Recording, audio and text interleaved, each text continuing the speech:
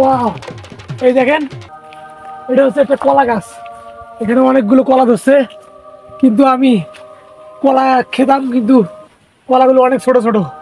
কারণ এই কলা খেলে আমার পেট ভরবে না, খাদ্য নালী আবার আমাকে গালিগালাজ করবে। তাই আমি চাচ্ছি না যে এই কলা আমি এখন খাবো। এই কলাটা বড় হোক, আগামী বছর আমি আবার আসবো এই কলা খেতে। আপনারা অতক্ষণ মধ্যে আমার সাথে থাকবেন। সুন্দর সুন্দর আঙ্গুর, এই ফলগুলো একদম পেকে লাল টকটকা হয়ে আছে, কিন্তু আমি এখানে উঠতেও পারতেছি না, খাইতেও পারতেছি না।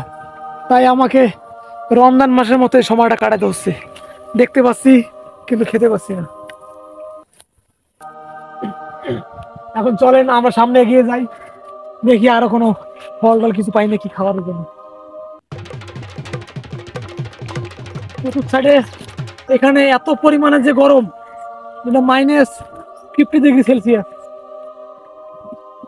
এই দেখেন, আমি এখানে একটা ফল পেয়েছি। এই দেখেন এই ফলটা, আমি যে ফলটা ওখানে খুঁজছিলাম সেই ফলটা আমার নসিবে আছে। এই জন্য এটা আপনি আপনি আসছে।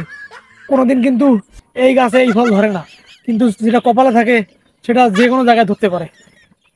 এই ফলটা আমি এখন খাবো। এই ফলটা অত্যন্ত মিষ্টি, একদম তরমুজের মতো। আপনারা যদি একবার খান তাহলে আপনারা বুঝতে পারবেন। কিন্তু এই ফল খেলে শুধু আমাকে হবে না, আমাকে আরো তরল কিছু খেতে হবে।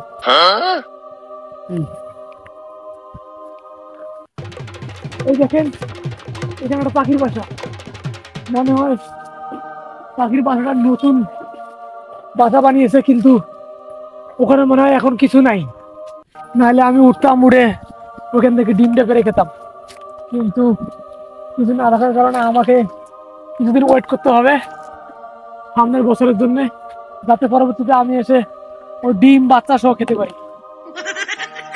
এখানে অনেক অনেকগুলো, এখানে একটা নদী দেখা যাচ্ছে, সেই নদীতে অনেক স্রোত। আর এই জায়গাটা অনেক খাড়া, অনেক নিচু। আমি যদি আপনাদেরকে একবার দেখাই, এখান থেকে এখানে যে আদিবাসীরা বসবাস করে, আদিবাসীরা খাবার পানি এখান থেকে সংগ্রহ করে।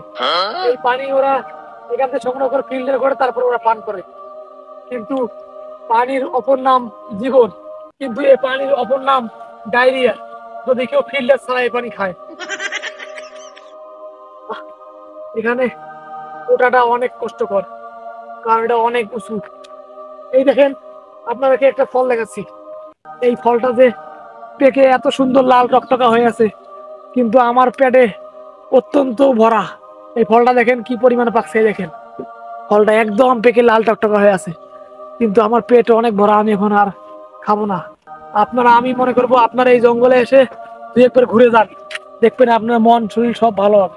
এই জঙ্গলে পশু পাখির ডাক, ভয়ঙ্কর ভয়ঙ্কর জানোয়ারের ডাক, এটি শুনলে আপনার ঘুমে আপনাদের চলে আসবে।